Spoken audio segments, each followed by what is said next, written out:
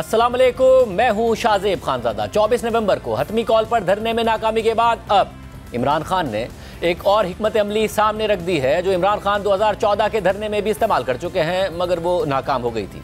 साथ ही अब से कुछ अर्सा पहले इमरान खान ने IMF को खत लिखकर पाकिस्तान के कर्ज प्रोग्राम में रुकावट डालने की भी कोशिश की थी, मगर उनकी ये हिकमत अमली भी नाकाम हो गई थी। और अब इमरान खान ने हुकूमत को धमकी दी है कि अगर अगले जुमे तक PTI के 2 मुतालबात नहीं माने गए तो सिविल नाफरमानी की तहरीक शुरू करेंगे और बैरून मुल्क मुकीम पाकिस्तानियों से अपील करेंगे कि वो तरसीलात ज़र को महदूद करें और बॉयकॉट मुहिम चलाएं। इमरान खान ने हुकूमत के सामने 2 मुतालबात रख दिए हैं कि जिसमें पहला मुतालबा अंडर ट्रायल सियासी कैदियों की रिहाई है, जबकि दूसरा मुतालबा 9 मई 2023 और 26 नवंबर 2024 के वाक़यात की शफ़ाफ़ तहकीकात के लिए सुप्रीम कोर्ट के सीनियर तरीन जजेस के नीचे जुडिशल कमीशन का क़याम है। इन 2 मुतालबात पर स्टेक होल्डर्स से मुज़ाकरात के लिए इमरान खान ने 5 रुकनी कमेटी बनाई है, जिसमें उमर अयूब, अली अमीन गंडापुर, साहबजादा हामिद रजा, सलमान अकरम राजा और असद कैसर शामिल हैं। आज सुबह अडियाला जेल में 190 मिलियन पाउंड केस की समाअत के दौरान सहाफ़ियों से गुफ्तगू करते हुए इमरान खान ने फिर यही बातें दोहराई और मजीद कहा कि बैरिस्टर गौहर खान को तब्दील नहीं कर रहा हूँ। मुज़ाकरात के नाम पर हमें सिर्फ इंगेज करने की कोशिश की गई थी। बैरिस्टर गौहर खान को समझ ही नहीं आई। डी चौक में रियासती दहशतगर्दी की गई, हमारे 150 लोग लापता हैं। और फिर समाअत के बाद इमरान खान की बहन अलीमा खान अडियाला जेल के बाहर आईं तो मीडिया से बात करते हुए उन्होंने भी इमरान खान के 2 मुतालबात और सिविल नाफरमानी की तहरीक की धमकी दोहराई। उन्होंने अपने 2 डिमांड्स आगे रखे। एक डिमांड के सुप्रीम कोर्ट के जो जजेस हैं, सुप्रीम कोर्ट के सीनियर मोस्ट जजेस के नीचे एक GIT बनाई जाए। GIT 9 मई और 26 नवंबर की तहकीकात करें, उसकी रिपोर्ट शाया करें। दूसरी डिमांड 9 मई के हवाले से और 26 नवंबर की वजह से आपने जितने पॉलिटिकल प्रिजनर जेलों में डाले इनको रिहा किया जाए। ये 2 डिमांड नहीं होती तो फिर इमरान खान ने कहा हम सिविल डिसोबीडियंस की तरफ जाएंगे। जुमे को यौम शोक भी है, जितने शोहदा हैं उनके लिए पेशावर में यौम शोक का इंतज़ाम होगा और उधर ये अनाउंस होगा। उसी दिन अगर आपने मुतालबात नहीं पूरे किए तो आप ओवरसीज़ पाकिस्तानियों को कॉल चली जाएगी, अपनी रेमिटेंसेस बंद कर दें। इमरान खान ने उमर अयूब की सरबराही में मुज़ाकराती कमेटी बनाई है, मगर कल उमर अयूब को PTI के दीगर रहनुमाओं के साथ अडियाला जेल के अहाते से गिरफ्तार कर लिया गया था। ताहम आज रावलपिंडी की इंसदाद दहशतगर्दी की अदालत ने उमर अयूब और राजा बशारत की जमानत बादस गिरफ्तारी की दरख्वास्त मंजूर कर ली, जिसके बाद उन्हें रिहा कर दिया गया। और अब उमर अयूब PTI की 5 रुकनी मुज़ाकराती कमेटी को लीड करेंगे और अगर 14 दिसंबर तक PTI के मुतालबात नहीं माने गए तो इमरान खान ने सिविल नाफरमानी की तहरीक शुरू करने की धमकी दे दी है। मगर दिलचस्प बात यह है कि 2014 के धरने के दौरान भी इमरान खान ने सिविल नाफरमानी की तहरीक शुरू की थी और आवाम से बिजली के बिल ना देने, टैक्स ना देने और कानूनी ज़राए से तरसीलात ज़र भेजने के बजाय हुंडी हवाले से तरसीलात ज़र भेजने का मुतालबा किया था, यानी गैर कानूनी तरीके से भेजने का मुतालबा किया था और धरने से खिताब के दौरान बिजली का बिल जला दिया था। लेकिन ये तहरीक भी नाकाम हो गई थी। ताहम इस दौरान यह खबर ज़रूर सामने आ गई थी कि 18 अगस्त 2014 को सिविल नाफरमानी की तहरीक शुरू करने के बावजूद खुद इमरान खान ने 29 अगस्त 2014 को जमान पार्क लाहौर में अपने घर के 3 बिजली के बिल अदा कर दिए थे, मगर अवाम से कह रहे थे कि वो बिजली के बिल अदा ना करें। और अब एक दफ़ा फिर इमरान खान अवाम को सिविल नाफरमानी की तहरीक चलाने की तरगीब दे रहे हैं, लेकिन इस बार वो खुद जेल में हैं और 2014 के हालात के बरक्स उन्हें इस्टेब्लिशमेंट का साथ भी हासिल नहीं है, मगर इस्टेब्लिशमेंट के साथ उनका तनाव बढ़ता जा रहा है।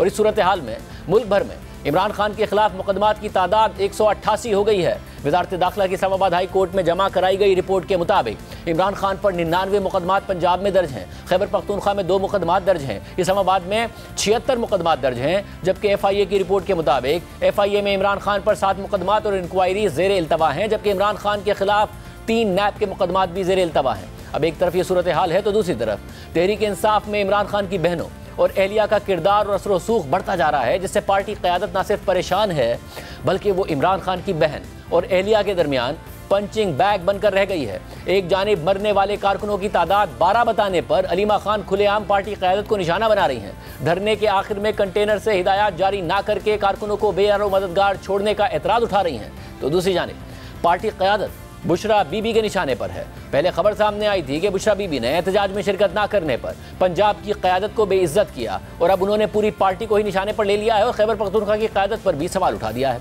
आज धरने में नाकामी के बाद बुशरा बीबी पहली दफ़ा मंजर आम पर आईं। बुशरा बीबी धरने में जान से जाने वाले कारकुन ताजुद्दीन के 4 सद्दा में घर पर गईं, जिसके बाद मीडिया से बात करते हुए बुशरा बीबी ने कहा कि डी चौक में मैं बिल्कुल अकेली थी और सब मुझे छोड़कर जा चुके थे, जिसके बहुत से गवाह मौजूद हैं।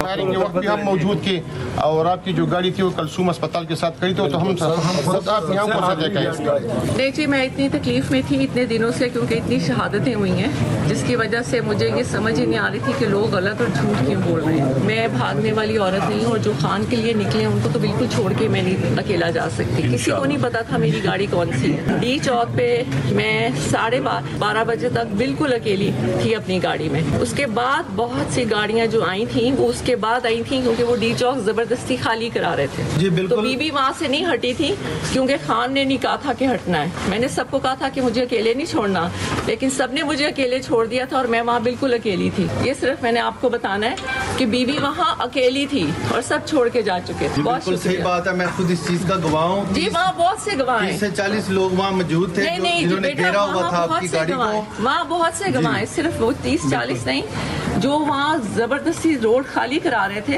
वो खुद भी गवाह हैं। और जब मैं वहाँ से नहीं जा रही थी तो सीधी मेरी गाड़ी पे फायरिंग हुई और बाकी जो काफिला है वो बाद में आया था। ये पहले भी PTI को इमरान खान को इस खैबर पख्तूनख्वा ने सपोर्ट दिए और अपनी जान की कुर्बानी लगाकर। पठान हमेशा गैरतमंद रहे और उन्होंने हमेशा सबूत दिया और इंशाल्लाह आने वाले वक्त में भी हम ये साबित करेंगे कि PTI के साथ और खान साहब के साथ है। मैं आई कि खान के नाम पे जो शहीद हुए हैं, खान ने कहा था कि उनके पास जाना है बहुत ज़रूरी। बुशरा बीबी पार्टी क़यादत को तनकीद का निशाना बना रही हैं, खुद को अकेला छोड़ने का इल्ज़ाम लगा रही हैं। उनकी बहन मरियम रियाज भट्टू और बुशरा बीबी की तर्जुमान मिशाल यूसुफजई ये दावा कर चुकी हैं कि बुशरा बीबी को हफ्से भेजा में रखा गया, उन्हें फ़ोन तक रसाई हासिल नहीं थी, उनके नाम पर प्रेस कॉन्फ्रेंस रख ली गई मगर उन्हें बताया ही नहीं गया। मगर आज खुद बुशरा बीबी ने ऐसी कोई बात नहीं कही। अलबत्ता उन्होंने पूरी तहरीक इंसाफ पर इल्ज़ाम लगा दिया कि उन्हें डी चौक पर सबने तना छोड़ दिया था। सिर्फ बुशरा बीबी का ही नहीं, अलीमा खान का भी तहरीक इंसाफ की क़यादत के हवाले से रवैया सख्त होता जा रहा है और इस रवैये से तहरीक इंसाफ की क़यादत काफ़ी परेशान है। Editor investigation the news Ansar Abbasi की द न्यूज़ और जंग में शाया होने वाली खबर के मुताबिक बुशरा बीबी और अलीमा खान के मुबैना सख्त रवैये और पार्टी मामलात में बढ़ती हुई मुदाखलत से तहरीक इंसाफ के कई रहनुमा काफ़ी परेशान हैं।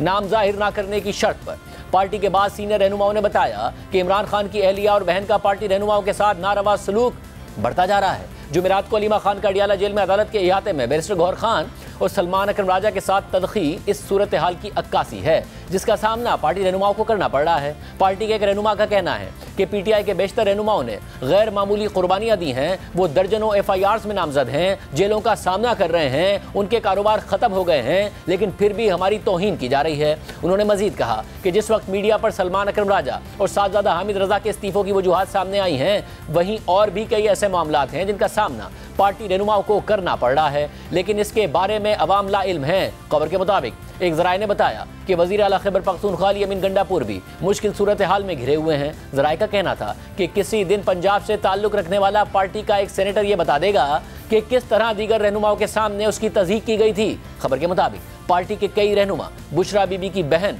और उनकी तर्जुमान की तरफ से मीडिया को बताई गई बातों पर भी नाराज़ हैं। पार्टी ज़राए का कहना है कि एक तरफ अलीमा खान पार्टी रहनुमाओं से कह रही हैं कि वो 24 नवंबर के एहतजाजी मार्च में होने वाले जानी नुकसान के हवाले से मुबालगा आमेज़ आदाद शुमार बताएं, तो दूसरी तरफ बुशरा बीबी खैबर पख्तूनख्वा में पार्टी के मुंतखब अरकान असम्बली से बराह रास्त राब्ते कर रही हैं। तहरीक इंसाफ के सेक्रेटरी इत्तलात शेख वकास ने राब्ता करने पर बताया कि पार्टी रहनुमा दोनों खवातीन का एहतराम करते हैं, दोनों का PTI की सियासत से कोई ताल्लुक नहीं है। शेख वकास अकरम ने पार्टी के मामलात में दोनों की जानिब से असरअंदाज होने की तरदीद की और कहा कि दोनों खवातीन का इमरान खान के साथ करीबी ताल्लुक है और उनकी जेल में इमरान खान तक रसाई है, लिहाजा वो इमरान खान के पैगामात पार्टी तक पहुँचाती हैं। शेख वकास अकरम ने इस बात की भी तरदीद की कि पार्टी रहनुमाओं के साथ बुशरा बीबी और अलीमा खान का रवैया सख्त या तज़हीक आमेज़ है। मगर आज फिर अलीमा खान से कल बैरिस्टर गौहर खान और सलमान अकरम राजा के साथ होने वाली तकरार पर सवाल हुआ तो उन्होंने फिर कहा कि हाँ, मुझे एतराज़ है, मरने वाले कारकुनों की तादाद 12 से ज़्यादा है। बिल्कुल मेरा एतराज़ है और मैं आपको भी बता देती हूँ क्या एतराज़ है। 12 लोग शहीद नहीं हुए, हम डी चौक पे नहीं थे लेकिन हम जिन्ना एवेन्यू पे थे, जितने स्नाइपर राइफल से लोग शहीद हो रहे थे। लेकिन देखें क्योंकि ये लोग लॉयर्स हैं, आपको पता है लॉयर्स तो सिर्फ फैक्ट्स पे जाते हैं, अगर लाशें छुपा दी जाएँ तो उनके सामने फैक्ट्स नहीं हैं। लेकिन ये नहीं मतलब कि कोई भी कहे कि सिर्फ 12 लोग गए हैं और आप उसको ऑफिशियल बना दें। यहाँ पे कई 100 लोग लापता हैं, जेलों में लोग ढूंढ रहे हैं उनको इस वक्त, उनके लवाहिकीन आते हैं जेलों के बाहर, हमें पैगाम आ रहे हैं। तहरीक इंसाफ ये इल्जाम भी लगा रही है कि डी चौक धरने के बाद इस्लामाबाद पुलिस इस्लामाबाद में नस्ली बुनियादों पर उन पश्तून मेहनत कशों को गिरफ्तार कर रही है जिनका एहतजाज से कोई ताल्लुक ही नहीं था। और आज इस्लामाबाद हाई कोर्ट में इसी तरह के एक केस में पुलिस को अदालती बरहमी का सामना करना पड़ा। यह मुकदमा F10 से सब्जी फरोश के भाई को एहतजाज केस में गिरफ्तार करके जुडिशल करने से मुतालिक था, जिस पर समाअत करते हुए जस्टिस अरबाब मोहम्मद ताहिर ने पुलिस पर बरहमी का इजहार करते हुए कहा कि ये आप लोग क्या कर रहे हैं, ऐसे लोगों को उठाकर गिरफ्तारी डाल रहे हैं, ये तो बिल्कुल गलत है। जो एहतजाज में शरीक ही नहीं है उन्हें कैसे उठा सकते हैं। इस्लामाबाद हाई कोर्ट बार के सदर ने मौक़िफ़ इख्तियार किया कि बलूचिस्तान में ऐसा होता था, अब इस्लामाबाद में भी ऐसा हो रहा है। तो जस्टिस अरबाब मोहम्मद ताहिर ने रिमार्क्स दिए कि अब इस्लामाबाद में हो रहा है इसलिए आपको महसूस हो रहा है। दरख्वास्त गुजार के भाई का कहना था कि हमारे भाई का एहतजाज से कोई लेना देना नहीं था, मगर उसे नाके से गिरफ्तार किया गया और 1 दिसंबर को नामालूम की फहरिस्त में एहतजाज केस में डाल दिया गया। मैं सब्जी फरोश हूँ और वालिद साहब बाइकिया चलाते हैं। जिससे अरबाब मोहम्मद ताहिर ने कहा कि DSP लीगल साहब आप इस केस को देख लें, पुलिस ने बेगुनाह को गिरफ्तार करके जुडिशल कर दिया। तो DSP लीगल ने जवाब दिया कि मैं इस केस को देख लेता हूं और मुतासरा फैमिली से राब्ते में रहूंगा। इसके बाद अदालत ने हाईकोर्ट बार के सदर को साहिल का केस लड़ने और दरख्वास्त जमानत दायर करने की हिदायत कर दी। तहरीक इंसाफ में आखिर क्या चल रहा है, इस हवाले से बात करेंगे। हमारे साथ नुमाइंदा जियो न्यूज़ अबू बकर सिद्दीक मौजूद हैं जो पेशावर से हमें ज्वाइन कर रहे हैं, और हैदर शराजी मौजूद हैं जो इस्लामाबाद से हमें ज्वाइन कर रहे हैं। अंदर की क्या इतलात हैं, दोनों से बात करेंगे। अबू बकर सिद्दीक, पहले आप बताइएगा, जाहिर है कि बुशरा बीबी और अलीमा खान का एक आपस में जो भी इख्तिलाफ हो, मगर पार्टी क़यादत पर दोनों तनकीद कर रही हैं।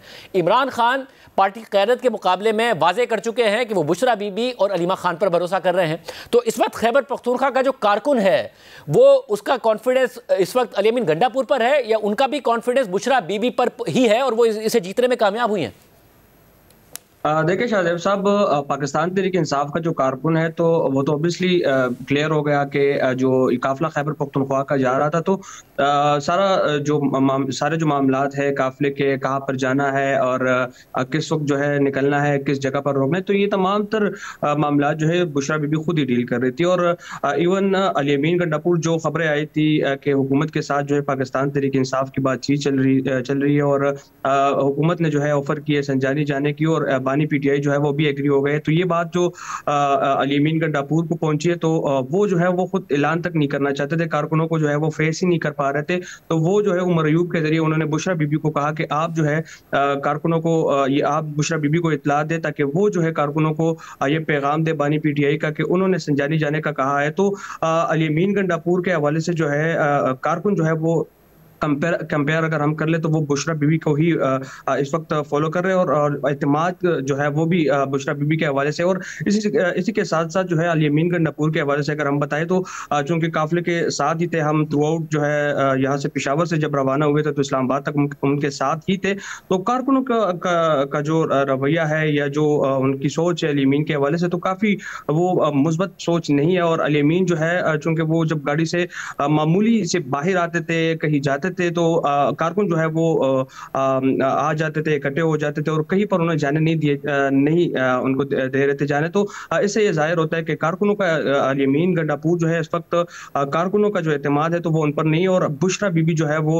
उनका जो खिताब होता था या कारकुनों के दरमियान जब वो आती थी तो काफी उसको कंसिडर करते थे और उनसे बुशरा बीबी जो है वो खुद कारकुनों से खिताब भी करती थी और उनको आगे बढ़ने का भी मुसलसल कह रही थी। तो अब के बार भी यही सिचुएशन है पेशावर में, चूंकि इस वक्त बुशरा बीबी यहीं पर मौजूद है तो तमाम तर मामलात जो है सियासी वो खुद डील कर रही है। और जो भी अहम इजलास होता है पाकिस्तान तहरीक इंसाफ का CM हाउस में तो वो खुद वहां पर मौजूद होती है। इवन जो चेयरमैन PTI है बैरिस्टर गौहर, वो जब यहाँ पर पेशावर में अभी तकरीबन 3 मुलाकातें जो है वो कर चुके हैं बुशरा बीबी के साथ। और इसी तरह दीगर जो पार्टी के मरकजी कायदीन है वो भी पेशावर में बुशरा बीबी से ही मुलाकातें करते हैं।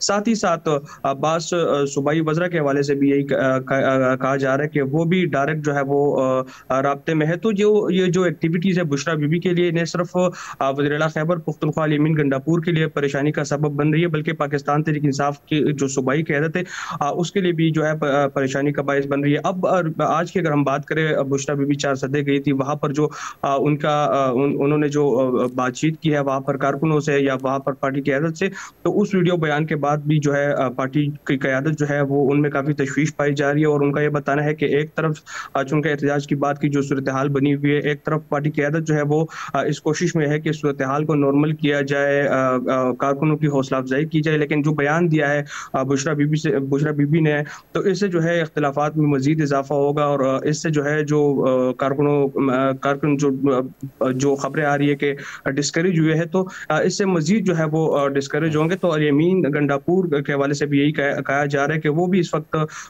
सख्त परेशान है, चूँकि वो इन दिनों जो है वो DI खान में है और जो ये एहतजाज के बाद की सूरत हाल बनी है, तो 3-4 इजलासों में जो है वो अल-यमीन गंडापुर शिरकत उन्होंने की है, लेकिन जो दीगर जो इजलास हुए तो उनमें अल-यमीन गंडापुर ने भी जो है वो शिरकत नहीं की और वो इस बात पे सख्त नाला है कि एहतजाज की जितनी भी तैयारियां होती है एहतजाज से पहले की या एहतजाज के दौरान की, तो तमाम तर तैयारियों में जो है वो सरगर्म अमल होते हैं, एहतजाज में भी वो लीड पर होते हैं, लेकिन बाद में जब इस तरह का कोई सिचुएशन बनती है तो इसके जिम्मेदार जो है वो अल-यमीन उनके मुताबिक जो है वो उनको ठहराए जाते हैं। तो इस बात की वजह से जो है वो पार्टी क़यादत से भी नाला है और बुशरा बीबी के हवाले से भी यही बताया जा रहा है। इवन ये भी खबरें आई है कि कई बार जो है अल-यमीन गंडापुर और बुशरा बीबी की जो है वो तल्ख कलामी भी हुई है।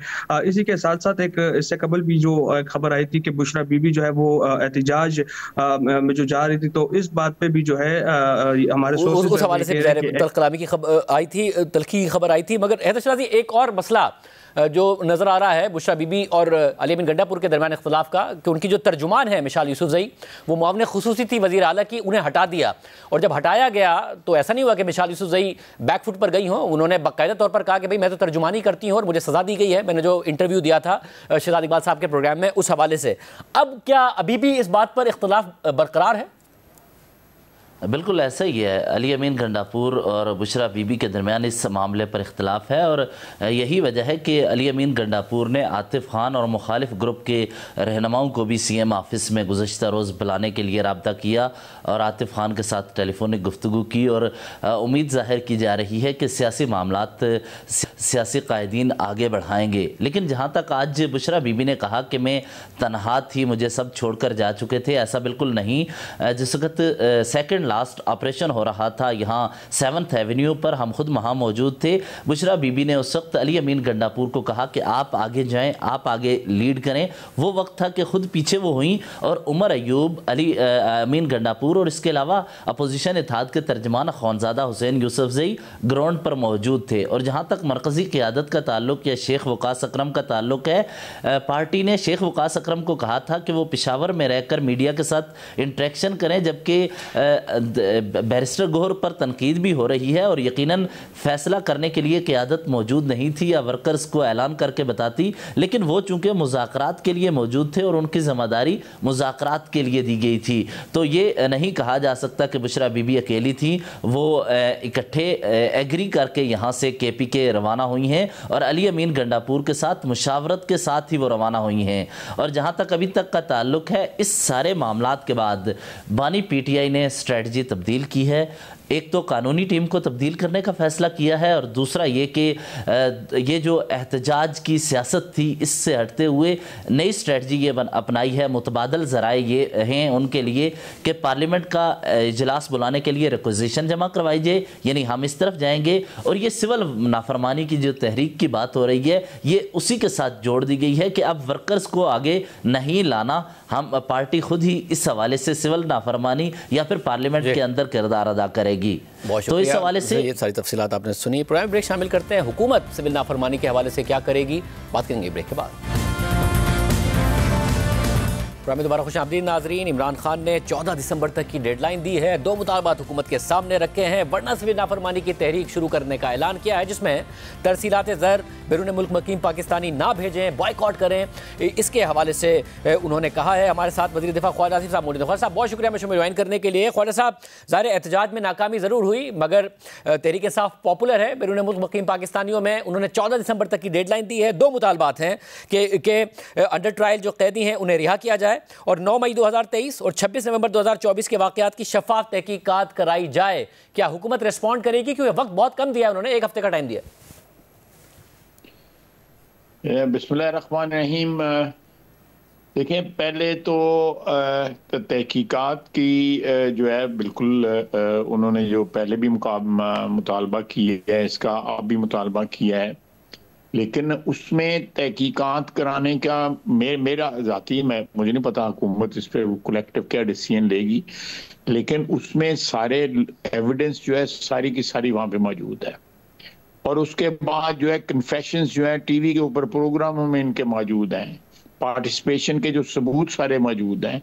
तो तहकीकात क्या करानी है उसमें, मुझे ये भी अगर कोई टर्म्स ऑफ रेफरेंस भी बता दें कि उस तहकीकात के क्या टर्म्स ऑफ रेफरेंस होने चाहिए, तो मेरा ख्याल है कोई आसानी हो जाएगी हुकूमत के लिए भी कि उन्होंने करनी है कि नहीं करनी, जो भी फैसला करना होगा, लेकिन उसके टर्म्स ऑफ रेफरेंस उसमें तहकीक करने की जरूरत क्या है। वो कहते हैं सीसीटीवी कैमरों की फुटेज, सारे एविडेंस को देखें, मगर उन्होंने एक मुतालबा यह रखा है कि सुप्रीम कोर्ट के सीनियर तरीन जजेस के नीचे जुडिशल कमीशन का क़याम हो। अब सीनियर तरीन आपको पता है कि जैसे मंसूर अली शाह और जैसे मुनीब अख्तर हैं, उनके नीचे ये तहकीकात हो, ये मुतालबा कर रहे हैं। नहीं देखा तो इसका मतलब है कि उसमें मोटिव जो है सामने आ गया ना, कि वो जिन जजों को कोई शिकायत हैं, जिनका कल भी खता आपने देखा था, मैंने उसको टीवी के ऊपर ट्विटर के ऊपर मैंने रिस्पॉन्ड भी किया है, उसको मेंशन भी किया है। तो ये वही सरपरस्ती चाहते हैं जुडिशरी से, जो सरपरस्ती जो है 9 मई के बाद इनको मिली। 9 मई के बाद क्यों इफेक्टिव जो है इनके खिलाफ कार्रवाई ना हो सकी, इसलिए कि पार्टीजन जुडिशरी थी। जुडिशरी जो थी वो इनकी पुष्ट पे खड़ी थी और इनको एक शेल्टर प्रोवाइड कर रही थी हर लेवल के ऊपर। अदरवाइज 9 मई का जो किस्सा है कभी का जो है ना वो तमाम हो चुका होता, सारी अकाउंटेबिलिटी हो चुकी होती, जुडिशियल प्रोसेस कंप्लीट हो चुका होता था, जिन्होंने बरी होना था वो बरी हो जाते, जिनको सजाएं होनी थी उनको सजाएं हो जाती। लेकिन ये स्टॉल जो है ये बाकायदा एक मैं समझता हूँ कि प्री प्लान तरीके से इसको स्टॉल किया गया, क्योंकि आपको पता है उस वक्त क्या जुडिशरी थी और किस किस्म के लोग जो है उस वक्त हेल्प ऑफ अफेयर्स के ऊपर बैठे हुए थे। उन्होंने एक इतना बड़ा सानिया पाकिस्तान की 76-77 साल तारीख में हुआ, उसकी जो है उस वक्त जो है उसकी प्रोसिक्यूशन नहीं होने दी, और मैं समझता हूँ कि ये बहुत बड़ी ट्रेजेडी है।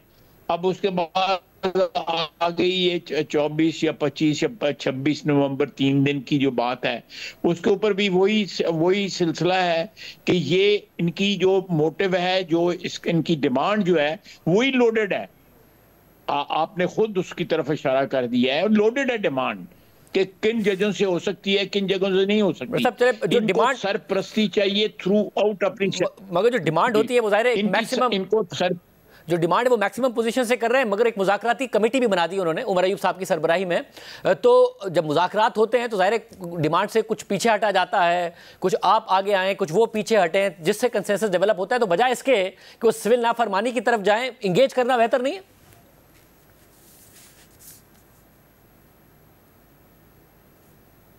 देखें, ये मैं टीवी पे इसके लिए ओपिनियन अपना ज़ाती दे नहीं सकता, क्योंकि मैं एक जमात का जो है वो हिस्सा हूँ, मैं एक कैबिनेट का हिस्सा हूँ। मैं अगर यहाँ पे अगर मैं कोई ओपिनियन दूँ तो या तो प्रीएम्प्ट करूँगा किसी चीज़ को या को एग्रीवेट कर दूँगा किसी सिचुएशन को, इसलिए मैं राय तो इस पे कतई तौर पे नहीं दूँगा। लेकिन देखें, मैं फिर उसी बात पे आऊँगा कि उनकी नीयत जो है उससे जाहिर होती है कि सीनियर तरीन जजेस जो हैं, ये सीनियर तरीन जजेस जो हैं वही है ना जिन्होंने ख़त लिखा है। वो तो मेरा मतलब है कि the gentleman is not giving up. उनको जो शिकायत हुई है रिसेंटली, जो उनको जो है उसके ऊपर वो परसिस्ट कर रहे हैं। मेरा पर्सनल ओपिनियन है, मैं उनकी तरफ डायरेक्ट नहीं कर रहा, लेकिन मैं इन सिचुएशंस में जो है बंदे को जो है एक आला ज़र्फी और एक अपनी कुर्सी की डिग्निटी, अपने प्रोफेशन की डिग्निटी को मेंटेन रखना चाहिए, बजाय इसके कि अपनी ज़ात के जो मोटिव्स हैं उनको इस तरह परसू करना चाहिए। वैसे अगर और अब जो है अगर आपको अगर क्या हुकूमत ट्रांसपेरेंट, क्योंकि जो तहसीलात ज़र हैं, जो रेमिटेंसेज हैं, वो एक बड़ा कंट्रीब्यूट कर रही हैं। ज़ाहिर इमरान खान साहब ने जो माजी में जितनी भी सिविल नाफरमानी की बातें की उस पर अमल दरामद नहीं हो सका, वो नाकाम जरूर हो गई, मगर इस दफ़ा अटेम्प्ट कर तफसीलात ज़र की जो स्टॉपेज है या उनका रोकना जो है उसको अटेम्प्ट करके देख लें। It will not happen, it will not happen. देखें, उसकी दो वजह है, मैं दो बयान करता हूँ। एक तो यह है कि वो इमरान खान की वफादारी में और अपनी जो मुल्क के साथ वफादारी में है, जो बरूने मुल्क पाकिस्तानी जो है वो मुल्क के साथ या वतन के साथ अपनी वफादारी को जो है वो तरजीह देंगे। और इसमें कोई 2 या 4 या 5 या 10 या 20 या 200 500 1000 2000 बंदे नहीं हैं, लाखों बंदे इन्वॉल्व हैं। 2.8 मिलियन लोग, 28 लाख लोग तो सिर्फ सऊदी अरेबिया में रहते हैं, 18 लाख बंदे जो है यूएई में रहते हैं। आप हिसाब लगा के कितने 46 हो गए। उसके बाद जो है आप बहरैन, कतर और मस्कत ओमान जो है कुवैत को डाल के ये तकरीबन जो है 60-65 लाख बंदे बन जाते हैं। ये अमेरिका नहीं है, ये बरतानिया नहीं है, जहाँ की हुकूमतें भी जो हैं वो भी जो है पुष्पनाई कर रही हैं, वो भी इनके मोटिव्स के पीछे वो भी खड़े हैं। इसलिए वहां पे सब कुछ जो है, जो कुछ होटल्स का 75-80% कोई नहीं रोकेगा इनके कहने के ऊपर। मैं आपको बिल्कुल आज लिख ली ये बात जो है, और मुझे याद भी करा दीजिएगा अगर कोई इसके अलावा कोई बात हुई तो। अगर हुकूमत को इसकी परेशानी नहीं है, मगर दूसरी तरफ जो फॉर्मेशन कमांडर्स की जो प्रेस रिलीज आई कॉन्फ्रेंस के बाद, उसमें तहरीक इंसाफ के खिलाफ तो एक चार्जशीट है, मगर हुकूमत से भी ऐसा लगता है कि मुतालबा है और गिला है, और हुकूमत से मुतालबात किए गए बाकायदा तौर पर कि चीज़ें रोकी जाएं, कवानीन और जवाबित को नाफिज करे हुकूमत, यानी कि हुकूमत से भी फ्रस्ट्रेशन का इजहार हो रहा है उस तरफ से। देखें, मैं ये एक फ्रेमवर्क तो ज़रूर तैयार है भी, और मज़ीद उसको जो है ना ज़्यादा ट्यून कर लिया जाएगा। जो फ्रेमवर्क इस वक्त अकाउंटेबिलिटी का, हर किस्म की अकाउंटेबिलिटी का जो है, जो इन्होंने 26 नवंबर को किया या 9 मई को किया, उसकी अकाउंटेबिलिटी ज़रूर होनी चाहिए। मैं समझता हूँ कि वो हमारी एक एग्जिस्टेंशियल जो है वो उसके सिलसिले की एक डिमांड है, ये कि वो अकाउंटेबिलिटी। अगर ये इनकी अकाउंटेबिलिटी इन 2 दिनों की ना हुई, इन 2 जो बगावतें हुई हैं एक के बाद दूसरी, इनकी अकाउंटेबिलिटी ना हुई, तो वो ये रास्ता खुल जाएगा। कोई भी सियासी कुव्वत आज या 10 साल बाद या 20 साल बाद जो है, अल्लाह ताला पाकिस्तान को क़यामत तक कायम रखे, ये दरवाज़ा खुल जाएगा। इस दरवाजे को बंद होना चाहिए। मतलब 9 मई के हवाले से तो 9 मई के हवाले से तो ये हुकूमत का बयानिया है कि वो बगावत की कोशिश थी, मगर 26 नवंबर तो इस्टेब्लिशमेंट से मुज़ाकरात और हुकूमत को गिराने की कोशिश थी ना, वो भी आप बगावत कह रहे हैं कि वो भी बगावत ही की कोशिश थी 9 मई की तरह। आप गंडापुर साहब के बयान देखें, वो बगावत जो है फेडरेशन के अगेंस्ट जो है, वो जितने उन्होंने बयान दिए हैं, और सारे के सारे जो वसाइल हैं, पैसे जो हैं, असला जो है, पुलिस जो है, हर किस्म के वसाइल उन्होंने एक सूबे के इस्तेमाल करके वफाक पे हमला किया है। और बगावत और क्या कहते हैं, यहाँ पे जो है वो पार्टी पे आए हुए थे, यहाँ पे किसी दावत पे के वलीमे पे आए हुए थे।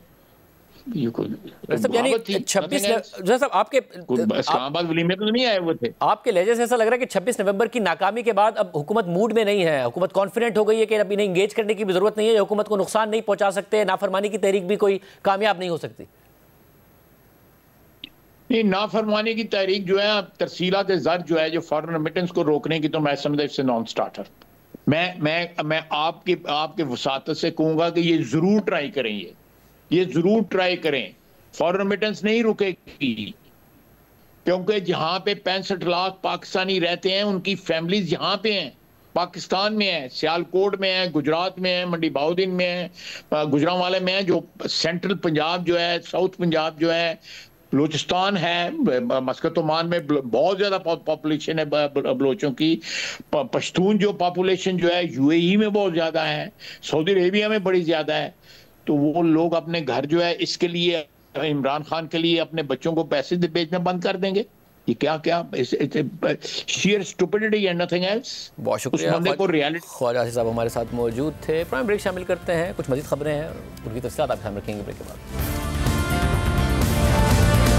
पाकिस्तान में होने वाले आईसीसी चैंपियंस ट्रॉफी में 2.5 माह से भी कम वक्त बाकी रह गया है, और इस हवाले से पीसीबी की तैयारियां अभी तेजी के साथ जारी हैं। लेकिन गुज़िश्ता माह भारत की जानिब से अपनी टीम पाकिस्तान भेजने से इनकार के बाद इवेंट का इनेकाद ना सिर्फ गैर यकीनी का शिकार हो गया, बल्कि टूर्नामेंट का शेड्यूल भी मुकर्रर वक्त पर जारी ना हो सका, और अभी तक जारी नहीं हुआ है, जिस पर टूर्नामेंट के ब्रॉडकास्टर्स भी तशवीश का इजहार कर रहे हैं। पाकिस्तान क्रिकेट बोर्ड ने शुरू में हाइब्रिड मॉडल से इनकार करते हुए हर हाल में पूरा टूर्नामेंट पाकिस्तान में ही कराने का ऐलान किया, लेकिन आखिर में पीसीबी अपनी पोजीशन से पीछे हट गया था। लेकिन पीसीबी हाइब्रिड मॉडल के बदले अपनी शराइत भी सामने ले आया, जिस पर शुरू में भारत ने हिचकिचाहट से काम लिया, जिसकी वजह से बातचीत डेडलॉक का शिकार हो गई। लेकिन अब यह खबर सामने आ रही है कि आईसीसी और बीसीसीआई ने हाइब्रिड मॉडल के हवाले से अहम फैसला कर लिया है। भारतीय अखबार हिंदुस्तान टाइम्स की खबर के मुताबिक इंटरनेशनल क्रिकेट काउंसिल ने जुमेरात को चैंपियंस ट्रॉफी को हाइब्रिड मॉडल के तहत कराने पर इत्तेफाक कर लिया है और अब भारत अपने तमाम मैचेस दुबई में खेलेगा। भारतीय क्रिकेट बोर्ड ने पाकिस्तानी क्रिकेट बोर्ड के इस मुतालबे को भी मंजूर कर लिया है कि अब 2027 तक भारत में होने वाले तमाम आईसीसी टूर्नामेंट्स के लिए भी हाइब्रिड मॉडल अपनाया जाए। खबर रसां agency press trust of India की रिपोर्ट के मुताबिक यह फैसला आईसीसी के नए चेयरमैन जे शाह की दुबई में बोर्ड अरकान की गैर रस्मी मुलाकात के बाद किया गया, जिसमें चेयरमैन पीसीबी मोहसिन नकवी भी शामिल थे। जबकि एक आईसीसी के जरिए ने बताया है कि तमाम फरीकैन ने उसूली तौर पर इत्तेफाक कर लिया है कि चैंपियंस ट्रॉफी मुत्तहिदा अरब अमारात और पाकिस्तान में मुनक़िद होगी और भारत अपने मैचेस दुबई में खेलेगा और ये सबके लिए विन विन सिचुएशन है। रिपोर्ट के मुताबिक पिछले हफ्ते महीनों की बहस और बाइकआउट की धमकी के बाद पीसीबी ने आखिरकार बीसीसीआई और आईसीसी के मुतालबे पर चैंपियंस ट्रॉफी के लिए हाइब्रिड मॉडल को अपनाने पर इत्तेफाक कर लिया था, जिसके बदले में पीसीबी ने मुतालबा किया था कि 2031 तक भारत में होने वाले तमाम आईसीसी टूर्नामेंट्स में भी ऐसा ही मॉडल अपनाया जाए। ताहम आईसीसी ने 2027 तक अपने तमाम इवेंट्स के लिए हाइब्रिड मॉडल पर इत्तेफाक कर लिया है। इस दौरान भारत 2 आईसीसी टूर्नामेंट्स की मेजबानी करेगा। भारत 2026 में श्रीलंका के साथ मुश्तरका तौर पर T20 वर्ल्ड कप की मेजबानी करेगा, जिसका मतलब है कि पाकिस्तान अपने तमाम मैचेस श्रीलंका में खेलेगा। इसी तरह 2025 में खवातीन का वर्ल्ड कप भी भारत में होना है, जिसके लिए पाकिस्तान की विमेंस क्रिकेट टीम को अपने तमाम मैचेस के लिए किसी न्यूट्रल मुल्क का सफर करना पड़ेगा। जबकि ज़राए के मुताबिक चैंपियंस ट्रॉफी के हाइब्रिड मॉडल के लिए पीसीबी की जानिब से इजाफी मुआवजे का जो मुतालबा किया गया था, इस पर फैसला होना बाकी है। जबकि इस हवाले से ESPN क्रिक इन्फो की रिपोर्ट के मुताबिक पीसीबी की जानिब से हाइब्रिड मॉडल की मंजूरी मुतादिद शराइत पर मबनी समझी जा रही है। इन शराइत में से एक ये है कि हाइब्रिड मॉडल को भारत और पाकिस्तान में होने वाले तमाम आईसीसी इवेंट्स बशमूल खवातीन के इवेंट्स के लिए कम अज़ कम 2027 तक अपनाया जाए। जबकि बकिया शराइत में कहा गया है कि क्योंकि भारत के मैचेस न्यूट्रल मकाम पर खेले जाएंगे तो इससे होने वाले मुमकिन नुकसान के बदले पीसीबी को इजाफी मुआवजा फराहम किया जाए। ये बात भी सामने आई है कि पीसीबी ने भारत, पाकिस्तान और किसी तीसरे मुल्क पर मुश्तमिल एक 3 मुल्की सीरीज के इनेकाद का मशवरा दिया है ताकि दोनों बोर्ड्स को भारत और पाकिस्तान के मैचेस किसी दूसरे मकाम पर खेले जाने से होने वाले माली नुकसान का इजाला हो सके। इस मामले पर दोनों बोर्ड्स और आईसीसी के दरमियान मजीद बातचीत का इम्कान है और हतमी फैसला 7 दिसंबर को होने वाली बोर्ड मीटिंग में मुतवक्के है। भारतीय मीडिया यह दावा कर रहा है कि आईसीसी और बीसीसीआई ने हाइब्रिड मॉडल पर इत्तेफाक कर लिया है, लेकिन ताहाल इस पर कोई ऑफिशियल मौक़िफ़ सामने नहीं आया है। Senior sports journalist Abdul Majid Bhatti की खबर के मुताबिक पीसीबी ज़राए का कहना है कि मजीद 2 दिन इंतजार कर लिया जाए। भारत फ्यूजन फार्मूले पर रजामंद हो गया है तो ये अच्छी बात है। हमने इजाफी पैसे और नुकसान के इजाले की कोई बात नहीं की है, लेकिन अब भी कुछ मामला हल तलब हैं, इसलिए कुछ वक्त दरकार है। ज़राए का कहना है कि चैंपियंस ट्रॉफी पाकिस्तान के फ्यूजन मॉडल पर होने की तवक्को है। प्रोग्राम में आगे बढ़ते हैं और 26वीं आईनी तरमीम के खिलाफ दरख्वास्तों के मामले पर चीफ जस्टिस याया आफरीदी ने जस्टिस मंसूर अली शाह के खत का जवाब दे दिया है और ये वाज़ेह कर दिया है कि आईनी तरमीम के खिलाफ दरख्वास्तों की समाअत का फैसला फुल कोर्ट नहीं बल्कि सुप्रीम कोर्ट में आईनी बेंच तश्कील देने वाली कमेटी ही करेगी। आज चीफ जस्टिस याया आफरीदी की ज़ेर सदारत जुडिशल कमीशन ऑफ पाकिस्तान का इजलास हुआ, जिसमें ज़राए के मुताबिक उन्होंने जस्टिस मंसूर अली शाह को उनके 2 दिन पहले लिखे गए खत का जवाब दिया। जियो न्यूज़ के ज़राए के मुताबिक आज जुडिशल कमीशन के इजलास में 26वीं आईनी तरमीम को फुल कोर्ट के सामने समाअत के लिए मुकर्रर करने का तज़किरा हुआ और जस्टिस मंसूर अली शाह ने 26वीं आईनी तरमीम के खिलाफ दरख्वास्तों की समाअत फुल कोर्ट के जरिए करने पर बात की और कहा कि मैंने अपने खत में 26वीं तरमीम फुल कोर्ट के सामने मुकर्रर करने का जिक्र किया था। ज़राए के मुताबिक चीफ जस्टिस याया आफरीदी ने जस्टिस मंसूर अली शाह की फुल कोर्ट की बात की मुखालफत की और इस पर जस्टिस मंसूर अली शाह को जवाब देते हुए कहा कि 26वीं आईनी तरमीम के खिलाफ दरख्वास्तों की समाअत का फैसला आईनी बेंच तश्कील देने वाली कमेटी ही करेगी। 26वीं आईनी तरमीम के खिलाफ दरख्वास्तें किसने और कैसे फिक्स करनी है ये आईनी बेंच कमेटी ही तय करेगी। 26वीं आईनी तरमीम के बाद आईनी मुकदमात को समाअत के लिए मुकर्रर करने का इख्तियार आईनी बेंच कमेटी के पास है। जुडिशल कमीशन को यह स्कोप ही हासिल नहीं है कि 26वीं तरमीम को ज़ेर बहस लाए। ज़राए के मुताबिक चीफ जस्टिस याया आफरीदी की राय को जुडिशल कमीशन के अक्सरियती अरकान ने सपोर्ट किया। इसके अलावा इजलास के दौरान जुडिशल कमीशन के एक रुकन का मौक़िफ़ था कि कमीशन के रूल्स बनाए जाने का मामला अहमियत का हामिल है। इस पर कमीशन के अक्सरियती अरकान की राय थी कि जजेस की तैनाती के लिए रूल्स बनाने का मामला ज़ेली कमेटी तय करेगी। इसके बाद जुडिशल कमीशन ने रूल्स की तश्कील के लिए ज़ेली कमेटी बनाने का इख्तियार चीफ जस्टिस को दे दिया। इजलास के बाद सुप्रीम कोर्ट की जानिब से जारी किए गए एलामिये में कहा गया है कि जुडिशल कमीशन ने मुत्तफ़िका तौर पर यह तय किया कि जजेस की तैनाती के पैमाने और तरीक़ाकार समय जुडिशल जुडिशल कमीशन के रूल्स की तश्कील को फौरी तरजीह दी जाएगी। कमीशन ने इस सिलसिले में एक कमेटी कायम करने का इख्तियार चीफ जस्टिस याया अफरीदी को दिया, जिन्होंने जस्टिस जमाल बंदूखेल की सरबराही में attorney general Mansoor Usman Awan, barrister Ali Zafar, senator Farooq Naik और पाकिस्तान बार काउंसिल के रुकन अख्तर हुसैन पर मुश्तमिल कमेटी तश्कील दे दी है, जो रूल्स बनाकर 15 दिसंबर तक पेश करेगी। एलामे के मुताबिक सुप्रीम कोर्ट के जस्टिस शाहिद बिलाल हसन को आईनी बेंच का रुकन नामजद कर दिया गया है, जबकि सिंध और पेशावर हाई कोर्ट्स में जजेस की तैनाती का मामला 21 दिसंबर तक मौखर कर दिया गया है। इसके साथ साथ एलामे के मुताबिक आज इजलास में सिंध हाई कोर्ट के आईनी बेंच के लिए 2 जजेस की अक्सरियत राय से मंजूरी दे दी गई और जस्टिस अदनान करीम और जस्टिस आगा फैसल को आईनी बेंच के लिए नामजद कर दिया गया है। प्रोग्राम में आगे बढ़ते हैं। मुल्क भर में इंटरनेट की मुसलसल सुस्त रफ्तार से छोटे बड़े कारोबार, IT सेक्टर, घरेलू सारिफीन और स्टूडेंट्स सभी परेशान हैं, जबकि इस हवाले से अदालत और पार्लियामेंट दोनों में बहस भी हो रही है। कल इस हवाले से सेनेट की कायमा कमेटी बराए IT का इजलास हुआ, जिसमें खुद नून लीग से ताल्लुक़ रखने वाली साबिक वजीर IT अनुशा रहमान और सेनेटर अफनानुल्लाह, JUI के सेनेटर कामरान मुर्तज़ा और पीपल्स पार्टी की सेनेटर पलवेशा खान, जो कमेटी की सदारत कर रही थी, उन्होंने इंटरनेट के हवाले से पैदा होने वाले मसाइल पर बात की। वजारत दाखिला, वजारत IT और PTS से सख्त सवालात किए, जबकि पाकिस्तान सॉफ्टवेयर हाउस एसोसिएशन के चेयरमैन सज्जाद सैयद ने कमेटी को ब्रीफिंग दी और इंडस्ट्री को पेश आने वाली मुश्किलात का जिक्र किया। इंटरनेट बंद होने या इसकी स्पीड में कमी के हवाले से पाशा के चेयरमैन सज्जाद सैयद ने गुज़िश्ता रोज़ सेनेट की कायमा कमेटी बराए IT को बताया कि स्टेट बैंक के मुताबिक पाकिस्तान की IT एक्सपोर्ट्स $3.2 अरब हैं। 30 लाख घर IT और उसकी एक्सपोर्ट्स पर मुनहसिर हैं। मुस्तकिल पॉलिसियों से 2030 तक IT की एक्सपोर्ट्स $15 अरब तक पहुँच सकती हैं। पाकिस्तान ने इंटरनेट की आज़ादी में 100 में से 27 नंबर हासिल किए हैं। इंडिया ने इंटरनेट की आज़ादी में 50, जबकि बांग्लादेश और फिलिपाइन ने 61 नंबर हासिल किए हैं। पाइट की रिपोर्ट के मुताबिक इंटरनेट बंदिश की वजह से पाकिस्तान को रोजाना की बुनियाद पर $1.3 अरब का नुकसान हो रहा है। 1 घंटा इंटरनेट बंद होने से $9,10,000 का नुकसान होता है। VPN पर पाबंदियों के मुआशी असरात अहम हैं। इंटरनेट पॉलिसी पर वजाहत की कमी है।